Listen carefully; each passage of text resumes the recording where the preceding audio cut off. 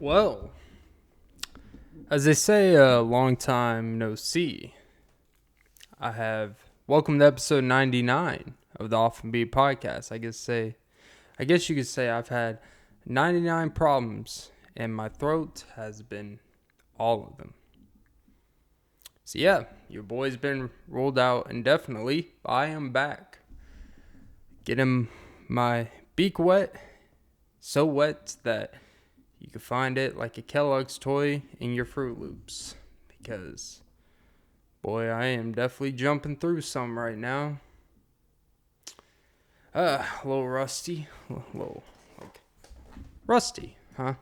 You know, nothing like charring the grill for a nice char on your steak. And no matter what is that steak, you just kind of keep turning and turning like you're in your bed. Can't sleep. By the way, NyQuil. Never realized how fucking amazing that shit is to make you fall asleep. And when you wake up, man, you wake up like you slept with 9 blankets just weighing you down. Because you wake up and you just feel so heavy. Like, oh my God, I got knocked the fuck out.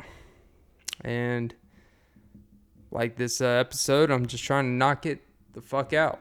But yeah, welcome guys. It's great to be back. The great return of Clint is back. But yeah, so essentially how it all started, my last episode was January 3rd, I believe I posted. I'm recording this. I think this is my longest gap. January 16th. This is the longest gap I've ever had for podcasts. I think the most was like literally 5 or 6 days recording. But, you know, at first I got, basically my throat was hurting. I was hot and cold one night, like Katy Perry. Because, man, I was blowing the bathroom up like a firework. And only if I was able to kiss a girl, because I do like it. Never been a big fan of cherry chapstick, though. Always felt like it was highly overrated, even though I do have watermelon chapstick. It's all about planting your seed. Wow. It's all about juicy fruit. Oh, fuck you. By the way, gum. Highly underrated. Gum is one of those things that it just seems like it's a lost art. How many people do you walk around seeing chewing gum?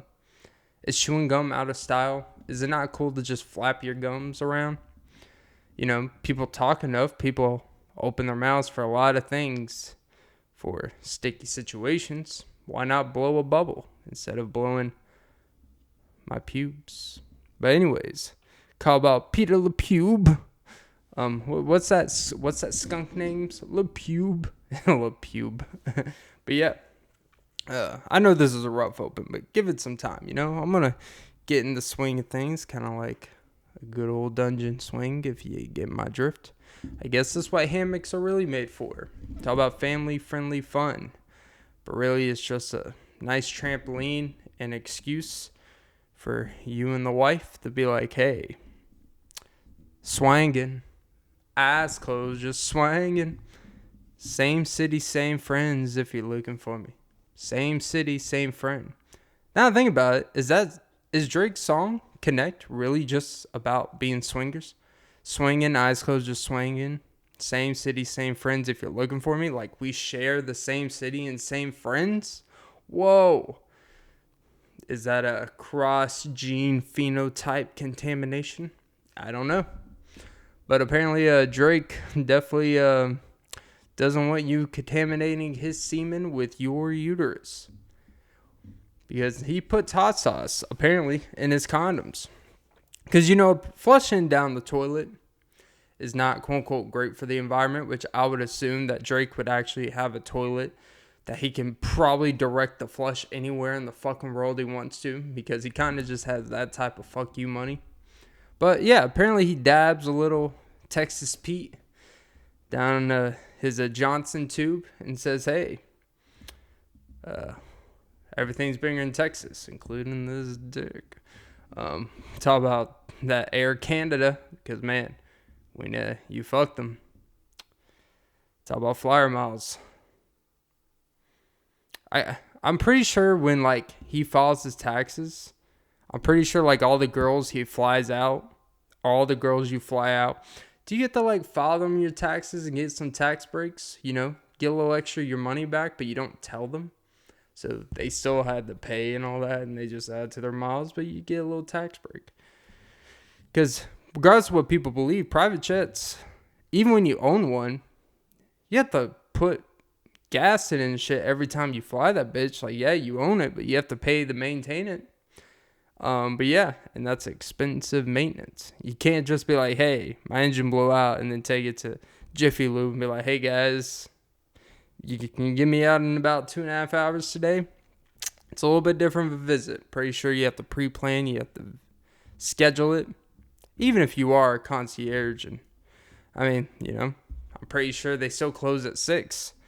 But yeah, I told him I wasn't going to mention a plane, but look at the plane. But anyways, the funny part about it, I'm pretty sure you guys heard about it, where basically he pours hot sauce down his condom. So when most dudes, even us dudes that have no business ever worrying about someone stealing our semen in that capacity, like, I don't care how important you think you are not that important. You are not that powerful of an individual for someone to dig through a toilet to steal your semen or dig through a trash can.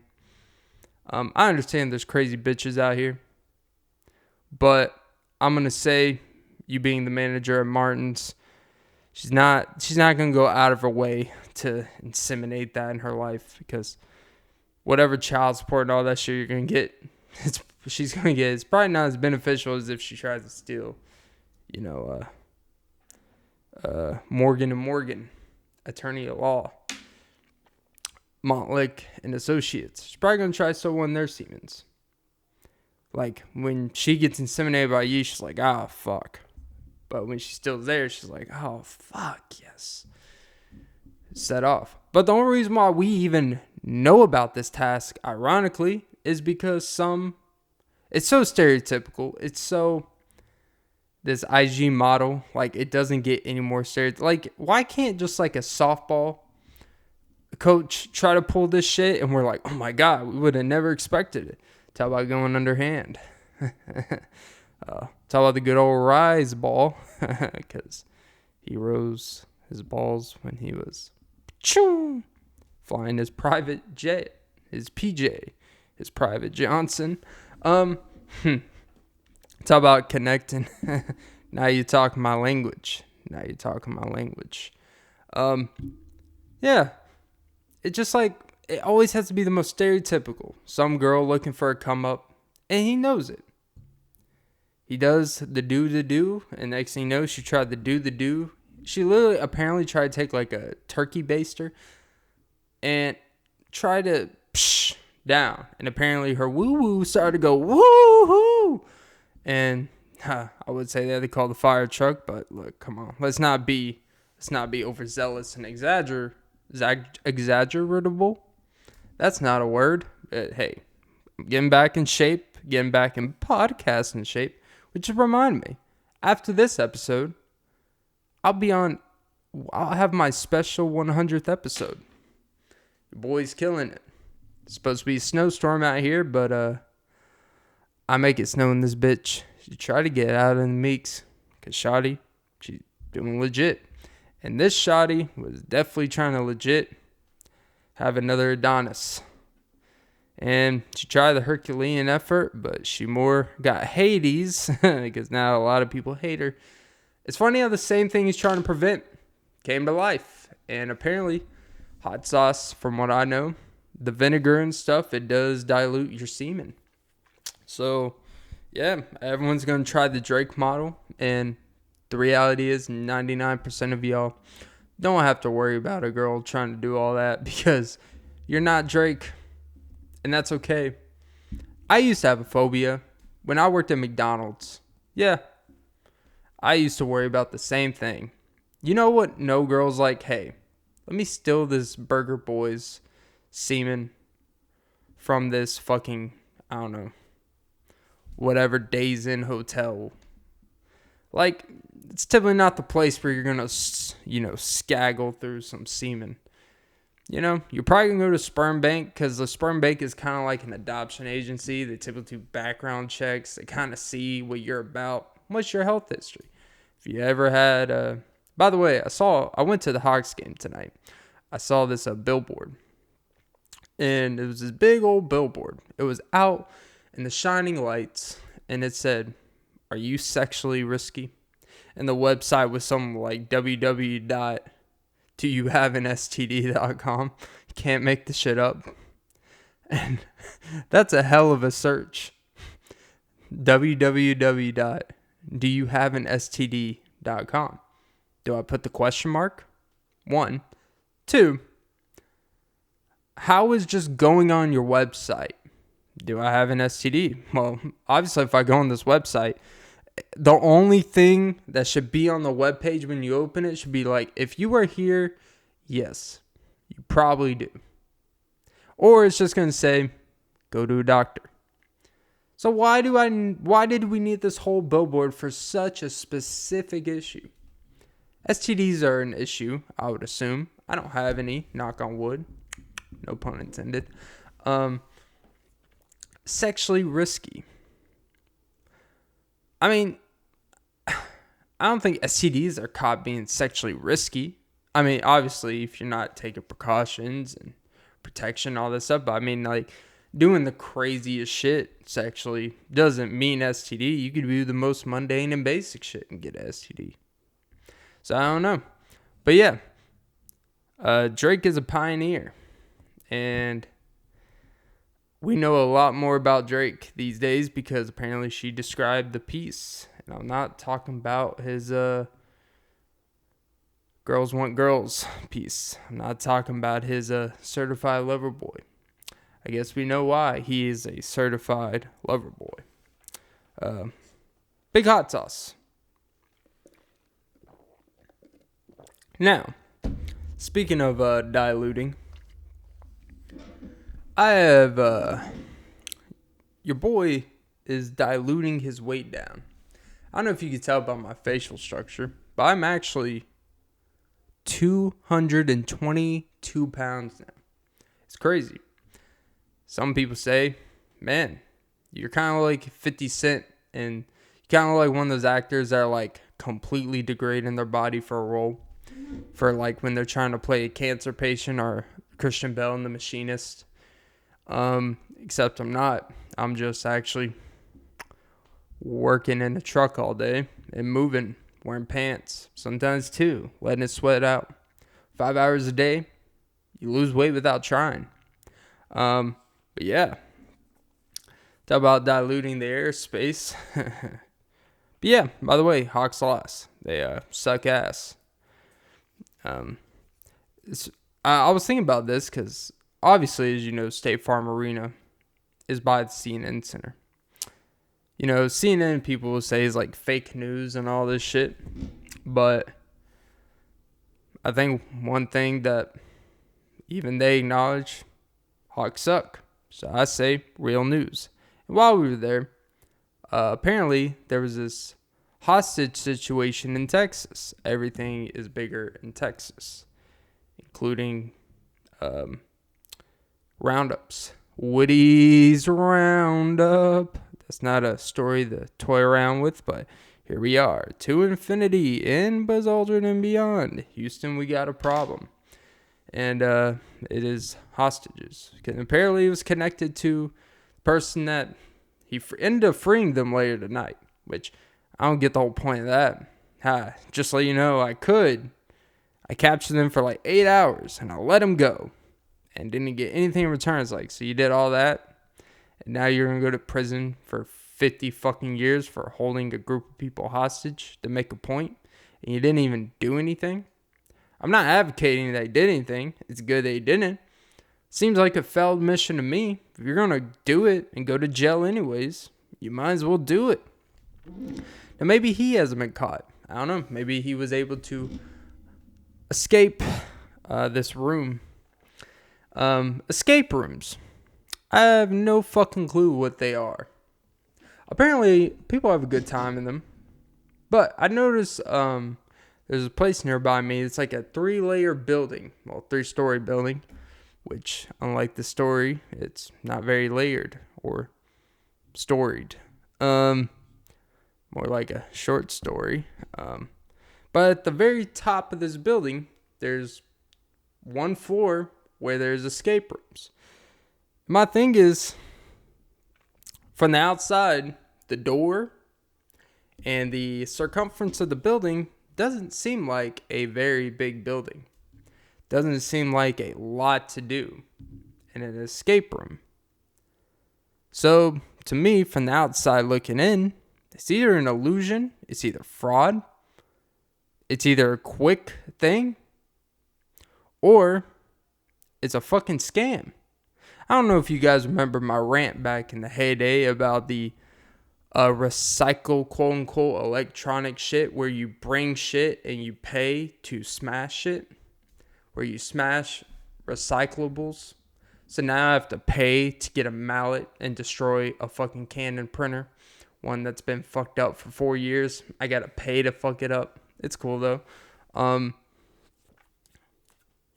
Biodegradable. Yeah, go fuck yourself with biodegradable. And by the way, I think there's nothing more disrespectful than offering me a recycled straw. Here's what I mean by that. So, true story. Taco Mac, right? Got to-go cup, got a plastic straw. I'll tell you why I got the old plastic straw right here. Who cares if a fucking sea turtle dies? Stop pretending you give a fuck about sea turtles.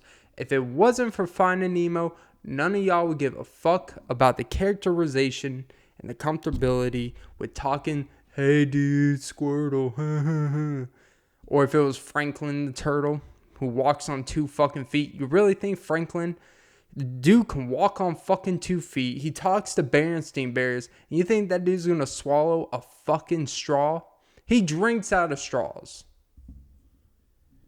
The man can consume seawater, salt water, fresh water, unsalted fresh water. By the way, there's a tsunami in the Pacific coming. Hey, we'll just ignore that because we're worried about a little ice covering in Fannin fucking County in Georgia, which is kind of weird. How we're so worried about the weather, we're so worried about COVID contamination and all this shit, but yet we have all these fucking parades where some are wearing masks and some aren't. But hey, we gotta have a UGA. We gotta have these championship parades, but we're so fucking worried about contamination. It's cool though. What the fuck do I know? I'm not here to stop the fun. Just asking questions of why are we having fun? But yeah. So I was at Taco Mac and I asked for a to-go tea. Cool. Brings me a cup. She brings me this plastic straw. And it looked a little different. So I opened the straw up and it looked like, oh, this is one of those paper mache fucking ones that you would make in home ec. Oh, I'm getting in a roll now. And it looks like something that a 7-year-old would make at home and keep the earth green, type of project. Hey, go home and make some homemade straws. You know what? Homemade shit, highly overrated. There's nothing wrong with commercialized. There's nothing wrong with things that are mass produced. Because individually homemade shit, one, it takes a lot of work and you don't make high profit margins. There, I said it. And it just tastes weird to put some homemade, like rubber, thick paper straw in my fucking mouth. You're more than likely to choke on one of those than these fucking Taco Mac to-go straws. Alright? So yeah, I took the straw I had in my original cup, stabbed it in there, and left that straw there. But hey, it's all about keep the family closer. But yeah, do we really, honestly, I really do think the characterization of like animals and humanizing animals and stuff, which I actually think is good because makes kids connect to them, love and nurture. Like when you see a cat, you're going to think of the Aristocats. You're going to think of Garfield. When you think of dogs, you're going to see fucking underdog, you're going to think of My Dog Skip. Why did I think of My Dog Skip? No one's ever seen My Dog Skip. But you're going to think of Oliver and Company. All these dancing cats and dogs. You're going to think of the fucking musical Cats. Oh, the angelical cats. And you're going to have this human connection because they're talking, they're moving, they're walking on 2 feet. You know, they lick their sack just like you. They are just like us. They're relatable creatures. We put voices on them. We put facial characteristics, even when they look creepy, like the 2019 version of Cats. Which, by the way, Tick, Tick, Boom. Go check it out on Netflix. It's actually I don't know if it's not really a musical, but it's a movie about the dude who wrote the musical Rent. But there was this other musical that actually like got him known, and it's about him struggling through all that and real life stuff. But then there's music in it. It's basically a musical about how he ended up writing Rent, and then he actually died of like AIDS, but he wasn't gay. I know AIDS isn't a gay thing, but what I'm saying is he was straight in the movie, and then Rent is essentially about growing up in the AIDS and HIV epidemic and drugs and all that shit in the city. And Rent is basically about the real life he lived, and Tick Tick Boom is about the process of writing that life in the city.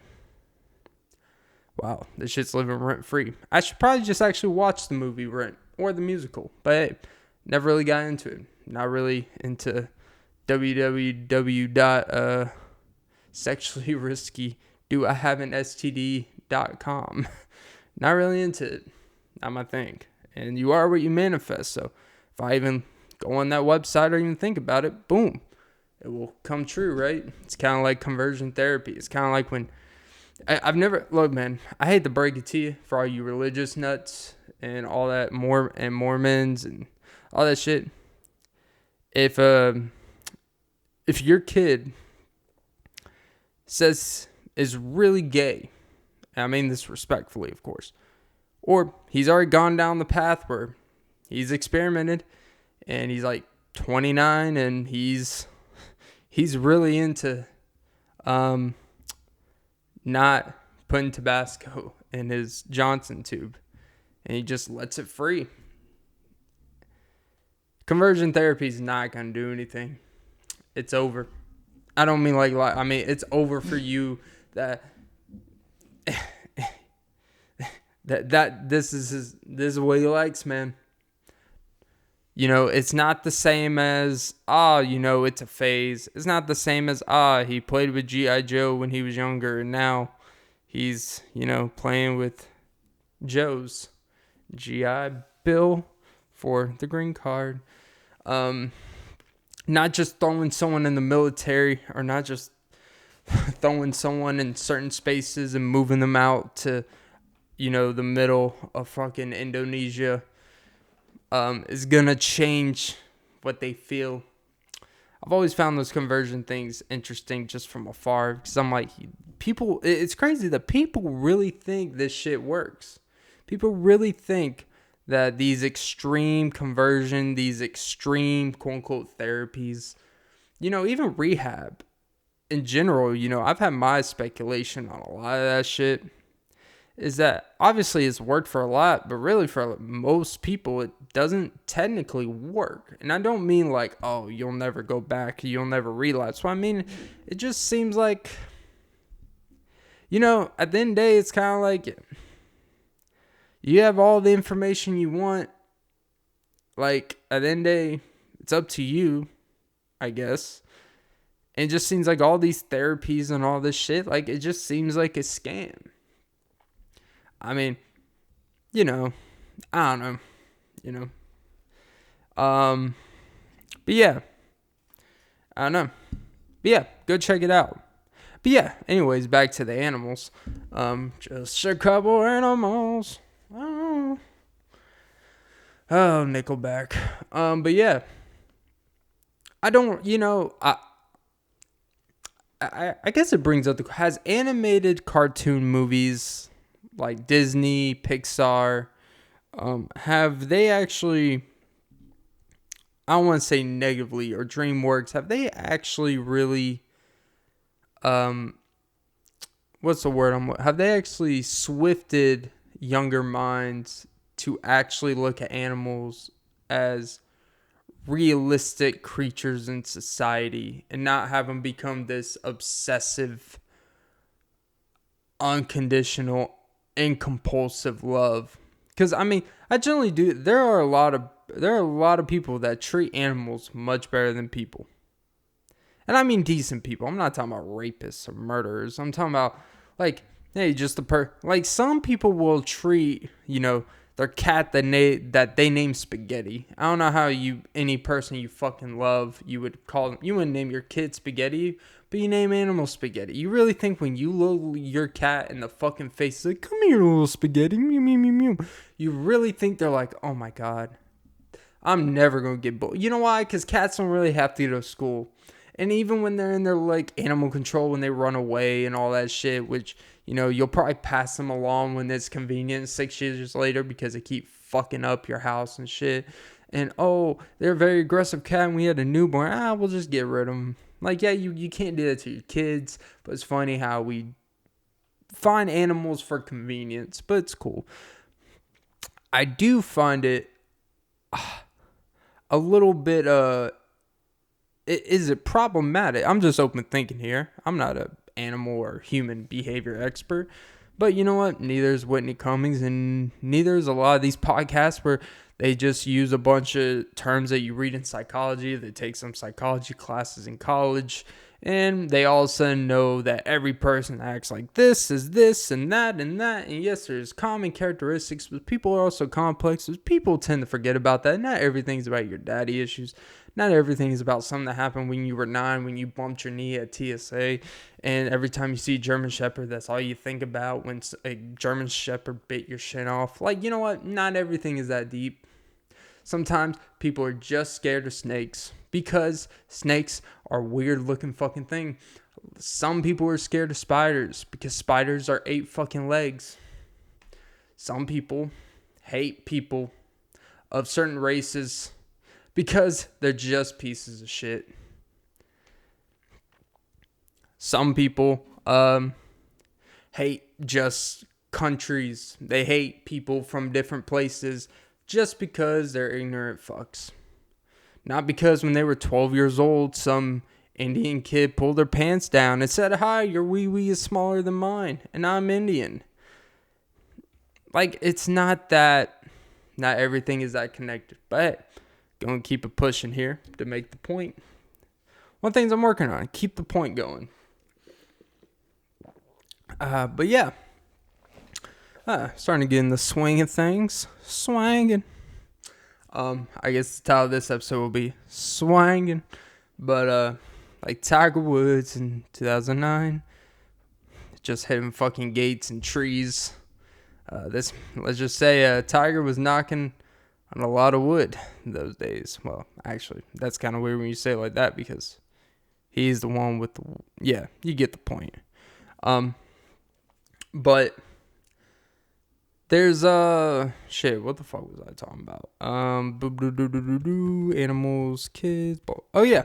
So I do wonder, it is this weird thing where I think kids are starting to grow up and they treat, their house cat or their dogs and stuff, and they have so much more compassion for them than they do other humans. Which I think you should have compassion for animals, especially if they've been your home animal. They've been there for you, this and through thick and thin, because they unconditionally love you. It's like, well, yeah, when you think about the environment a domestic pet animal's put in, they can't really talk back or act out of line. They're trained, they're dehumanized. We cut their tubes off, we neuter them. We basically, most like domestic, we make sure they can't have kids. We fucking we put them on medication. We euthanize them and shit like that. We're basically their aggressiveness is taken away, so they can be around kids and be playful. Because real wild dogs And cats are aggressive motherfuckers that will eat the fuck out of you. You do one wrong thing to them. But now, we name them SpaghettiOs. We name them, little Peter Pepper. And they're just saying like, okay. And they're just basically one big fucking Eeyore walking around, shitting all over the place and shit. And then we hit them in the head and they're like, And then they bawl in the corner. Then we apologize later. And then, they're just, what are they going to do? Run away to where? You taking your calls. You basically taking their aggressiveness to fight. We feed them crap. They're out of shape. They can't. They cannot really exercise. They run out of breath after a mile and a half of light jogging. They're not the most fit creatures anymore. We've stripped them down to where they're complete just miss. They're just things walking around, and they're forced to be nice. Go in the woods. Go in the middle of Minnesota. And interact a wild dog. I'm pretty sure you're not going to be like, oh, come here, little fluffles. No. They're like, and bite your fucking nose off, Jesse. And hardly was trained. But, sorry. Memory lane. But the memory certainly never leaves its lane. Oh, the memories. All the memories they come through. But I do wonder if it kind of creates this weird expectation of what we really think about animals. And what's the fine line between kind of adapting animals to our society and still letting animals be animals? I remember, I was supposed to do this like in episode 5 or 6. Because when I first started this podcast, I wanted to do a deep dive every episode. And I kind of stopped doing that because it was a lot of work for not much of a payoff. If we're going to be completely straightforward. But in my notebook, I may do it on the next episode.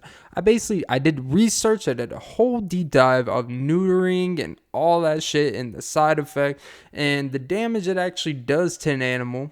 But I'm going to connect it here for the sake of just, us people and how we treat animals as just like props. That's my opinion personally. I really do believe, I do think most people care about their animals. I don't think people are pieces of shit there. I don't think most people are abusive to their animals. It's kind of weird to be abusive. Like, it's one thing to be abusive to a kid that came out of you and you just want to beat the fuck. Because, I see a lot of, I want to beat myself. I want to hate myself. And I want to hit you and beat you.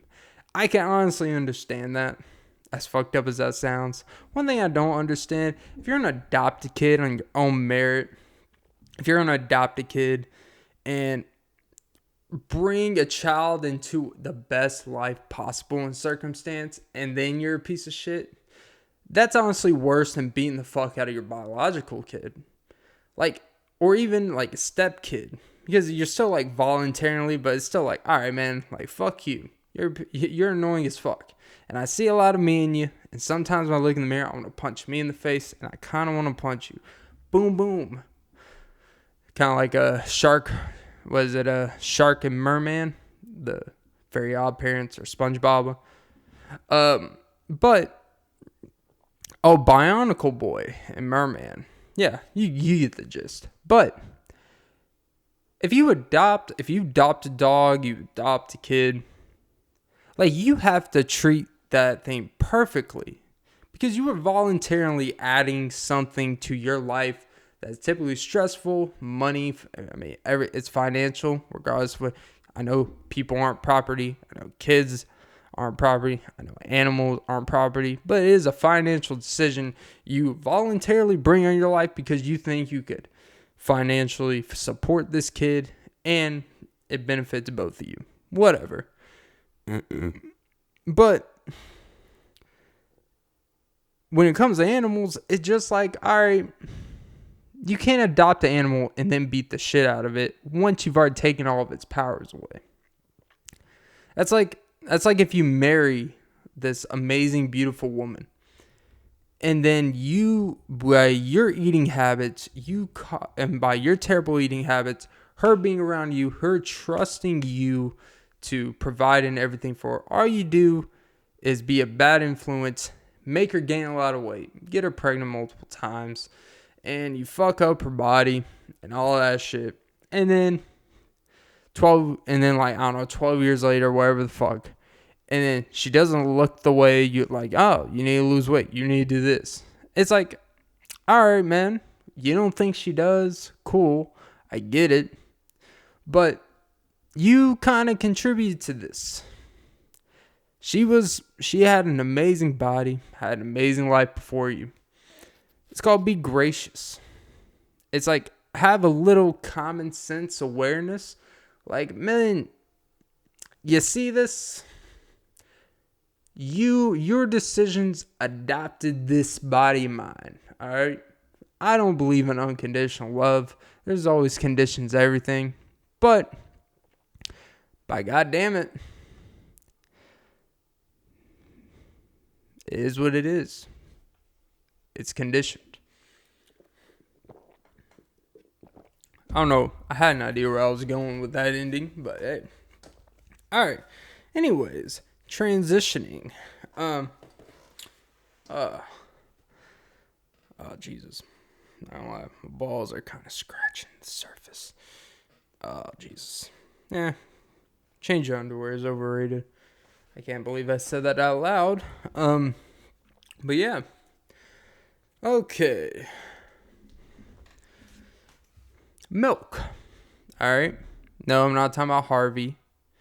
Another AIDS joke. I'm talking about milk. Right?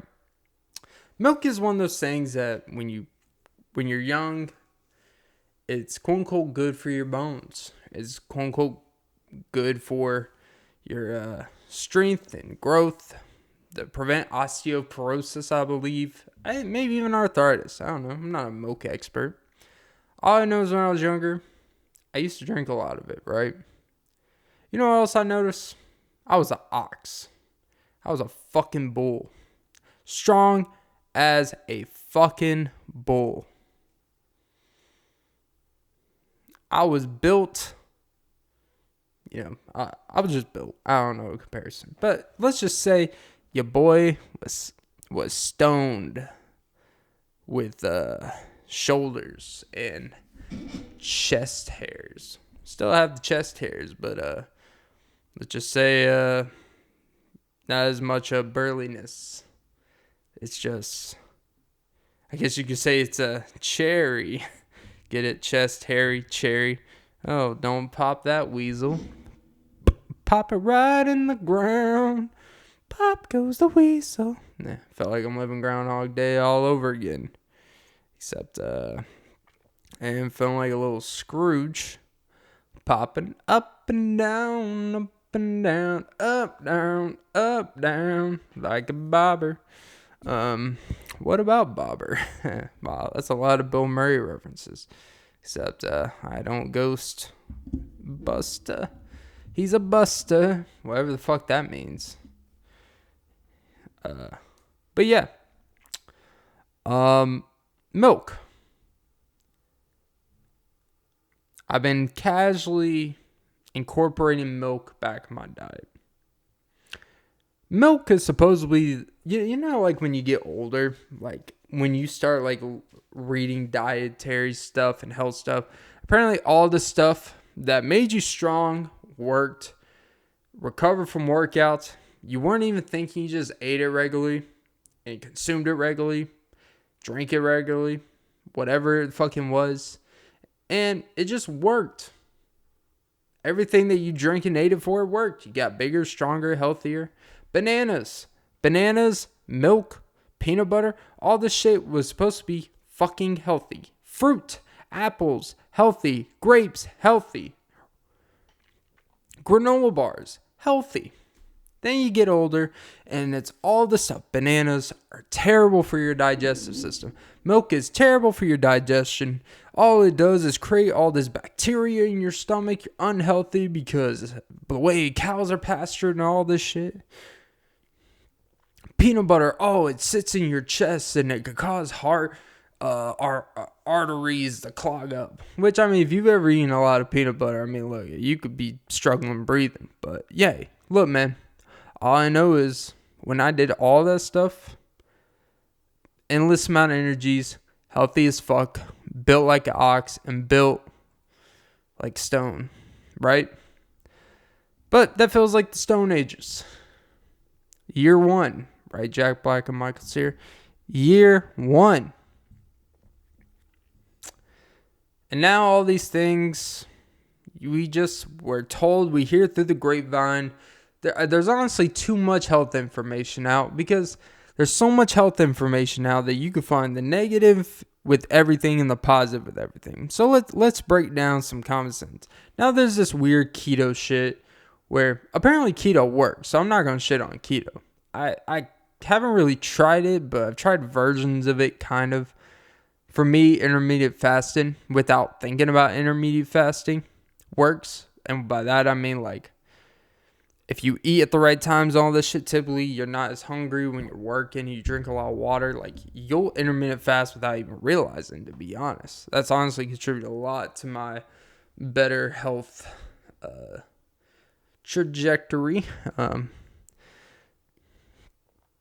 But now everything is bad for you and everything is good. Like, explain to me how eating a bowl of cut up bananas, berries, grapes, strawberries, there's problems with all those food, and yogurt, and a glass of chocolate milk. Oh, that's actually very unhealthy for you. But hey, this bowl of chorizo, a shitload of greasy chorizo, some bell peppers, and cheese, and this and that. If you eat that every day, 3,000 calories a day, you will lose weight and be healthier. I understand the body's a weird thing. I understand we have this advancement in diet. But sometimes it's not that medically advanced to do these simple things. Because here's what I do know. When I drank milk, peanut butter, ate bananas, I was a healthier being. It was simpler. And it worked. Did I mention I was strong as fuck? And now, I haven't consumed a lot of this stuff. Really at all. And my body has paid the price. Deterioration. Just now starting to feel the burn. But all those things were bad for me, right? Well, then how come? Let's use close relation examples. If you look back at all the times when things were going right. What were you doing? What were you eating? What was your habits?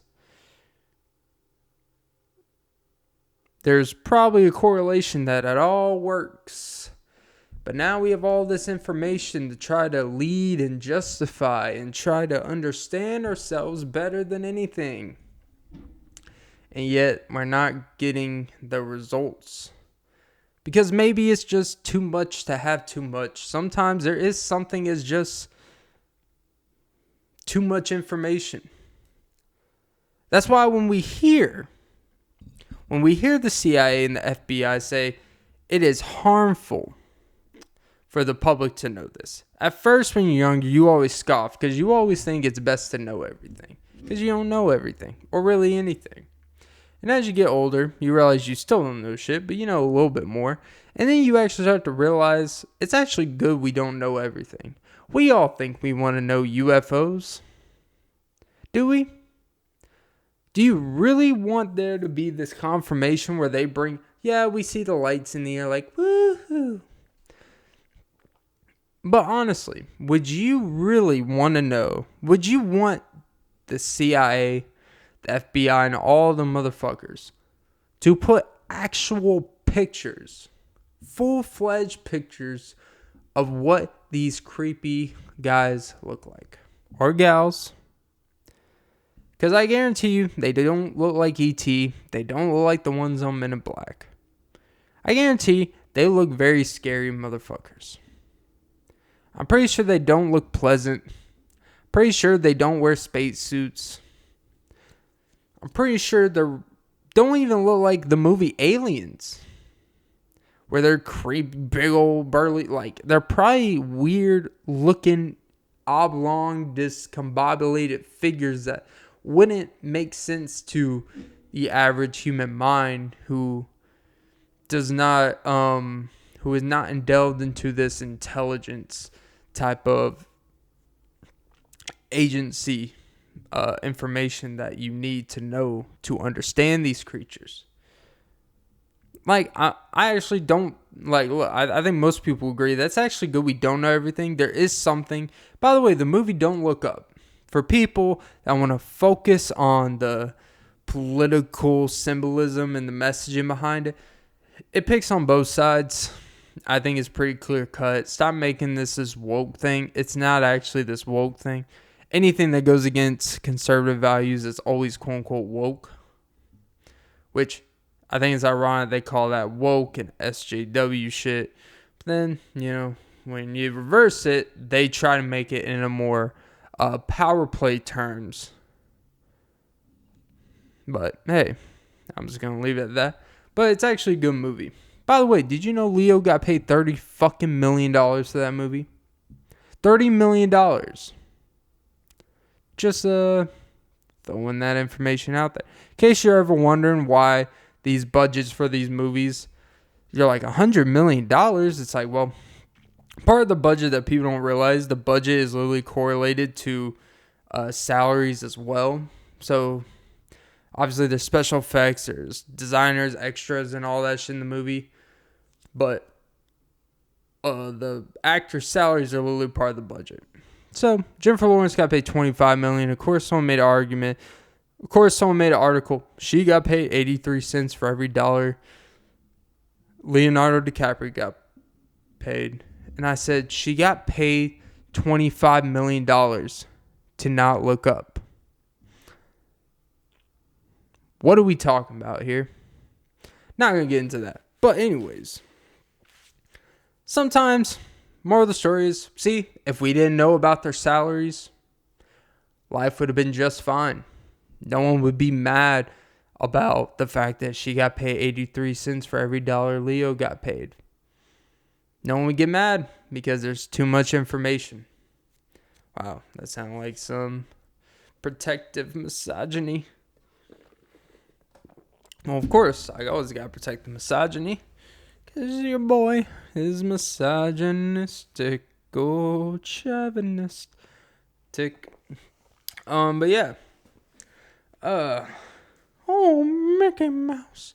So, it is interesting. I watched, actually, it was earlier. I watched someone impersonating Jordan Peterson. And when you really think, of course, when someone impersonates someone, it's always like more exaggerated emphasis on a lot of things to make it more funny.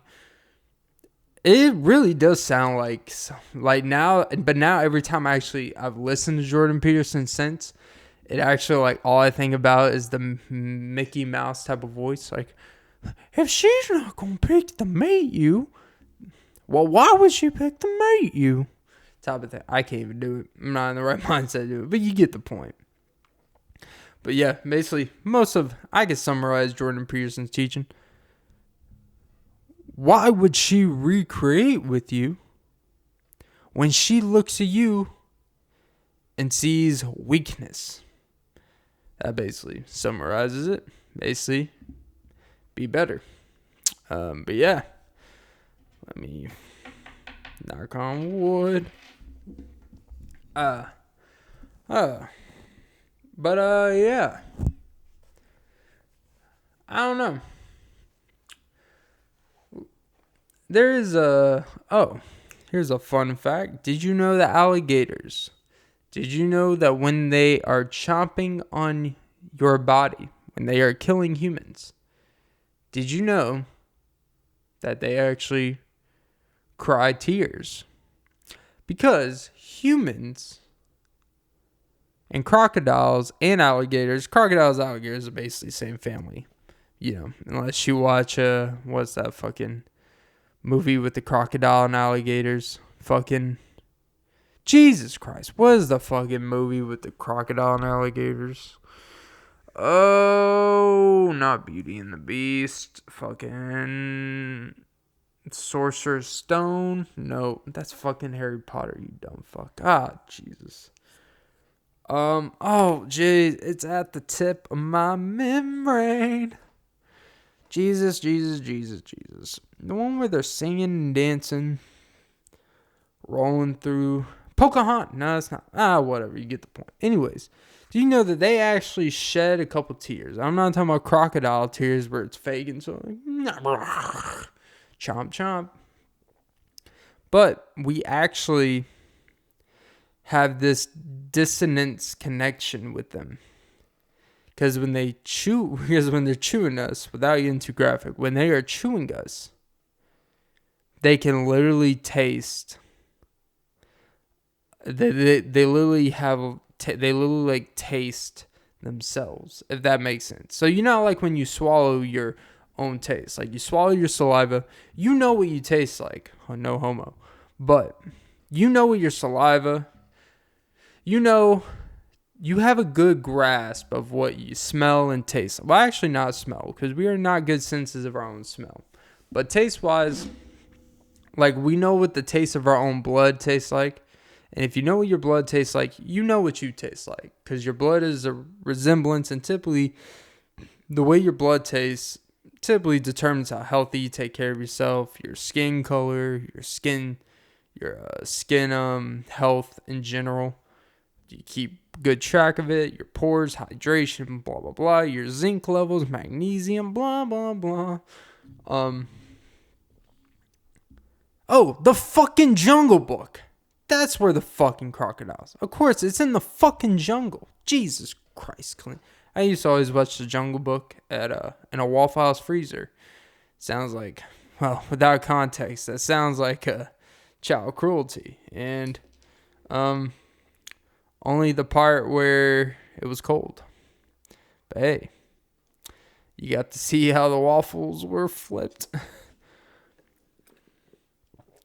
I know exactly where that Waffle House is. Anyways, but yeah, it was when they taste us, when they taste how great we taste. They literally taste everything in the wild that they would eat. Because we eat a lot of things in the wild and game and stuff. And they can literally, like, it's this weird, like, flashback, soul patch type of thing. They piece things together.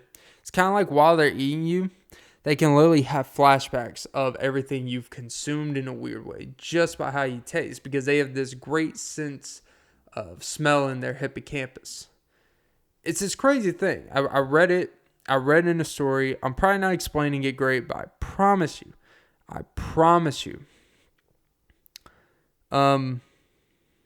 You want to taste good. And, you know, you don't want to just always go to pineapple route. You know, you got to eat well because in case something, a creature eats you or someone, Army Hammer, you know, you may want to make sure you leave a lasting impression. I think first impressions are heavily overrated, but your last impression, I will always die on that stick. Il steak. Because the mystique. Because you know what's more important? Here we go. What's more important? A first impression or a last impression? And what is technically a last impression? Is your last impression the last time someone interacts with you before you die? That's your lasting impression. Like, what will leave more of a mark? Your last impression, who you are being consistently a majority of your life towards individuals, or your very first impression? Because without that first impression, depending on your capacity with friends, they may not even be with you through a process in life. If it was so bad or so forgettable, more importantly. Now, I'm a believer that you don't judge someone on their best and their worst day. You judge someone on every day between, unless you do things to kids or Aaron Hernandez, someone, the huge. Then that, you know what? it's okay to pass judgment because it's probably a bigger representation of a lot of things that have been kicked under the rug. And I don't mean the ones that you avoid the vacuum. You know, it's like Colin Cowherd says, or most analysts would say with football and basketball. You never judge, your most accurate viewing of a QB or a player isn't their statistical best season and not their statistical worst season. You judge by the consistency of who they are more times than not. Because anyone can have a great day and anyone can have a terrible day. Those 2 days, you could be two completely different people for various reasons. But who are you consistent for 98% of every other day? That's more of an indicator of who you really are as a person.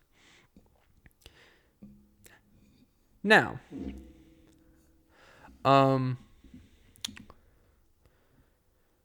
shit.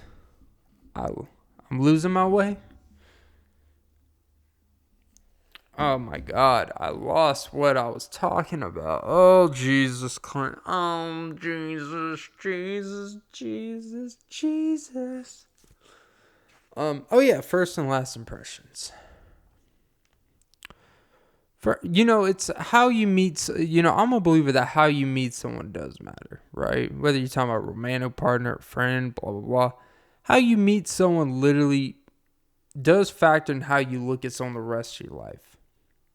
Because let's say you meet someone at a raggy tag job. Let's say I meet my friend, my first friend I met, one of my first friends I met at 20 years old working at McDonald's, right? We've both grown past that and done different things and moved up in life. But to me, they are still just that person who was just working at a McDonald's, and I look at the purity of that person deeper down and what we have done together, stuff that we've accomplished together, stuff that we put out into the world together, me and my friend.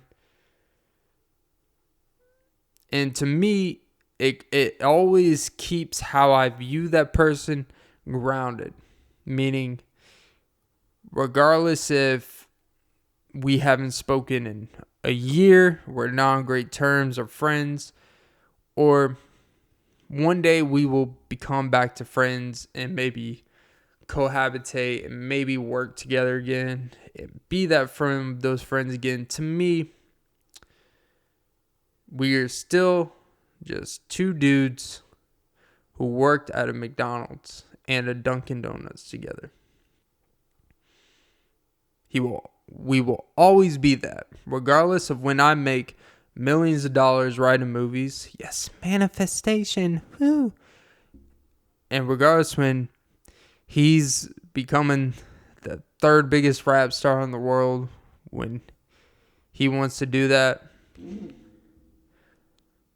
to me, no matter what, when I see him, I'm going to always remember we started Freestyle Friday. Well, yeah, we didn't create Freestyle Friday. But we started Freestyle Friday in the back of a McDonald's. Just because we can and did. Now, the first impression grounds our whole relationship that no matter what, everything on our relationship is nothing about business, is nothing of personal critique. It is just that. Everything goes back to the beginning of why we became friends. We became friends when we were at the bottom of the quote-unquote volatile or virtual totem pole that society would put us upon. No matter how successful we get, to us, it's kind of like we're just two kids from the country. We're just two kids that worked at a McDonald's. Just trying to make money, figure out things in life, and enjoyed each other. Wow, that sounded gay. But you get the point. We did enjoy each other. I don't care if it sounds gay, because you know what? Maybe we did. Not. He has sisters. Come on, man. Because, if you have sisters, you can't be gay. That's what they all say. Right, Jack Harlow's album? Because we are already best friends. That's what's popping. Yeah. But your first impression, it matters. Because that does view how now, let's say the opposite. If you meet someone when they're homeless and a drug addict, right?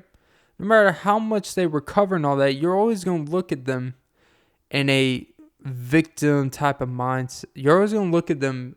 I know this sounds weird, but like if you meet someone that's homeless, laying on the street, hooked on drugs, and then you take them in, you put them in rehab, you pay to get them clean and all that shit. And even if they do all that shit, get themselves right, 5 years later, they're well off in life. To you, there will never, I wouldn't say anything more, but to you, selfishly, you're always going to look at them as that person who is lost and hopeless without your assistance.